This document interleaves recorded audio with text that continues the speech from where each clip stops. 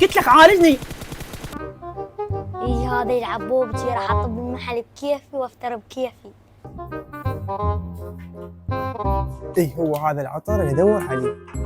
يقدر اني 3 قطع راح اخذ. هلا عمو شلونك؟ انت هنا تبيعين بالمحل؟ يا انا بيع ليش هذا العطر؟ ب4. يصير 3 ب10؟ يا عم يصير. اي هاي 10000. مشكور عمو.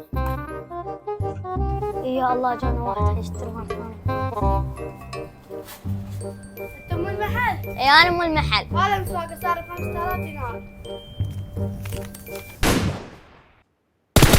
معقول ابو المحل ما متبي انا اقفص عليه واشتري بفلوسي. او هذا بعد هم يلعب بوبجي. عمو انا اشتري ب5000. عالجني ما يعالج. عمو وقتي روح اشتري يلا. حمد ابويا حمد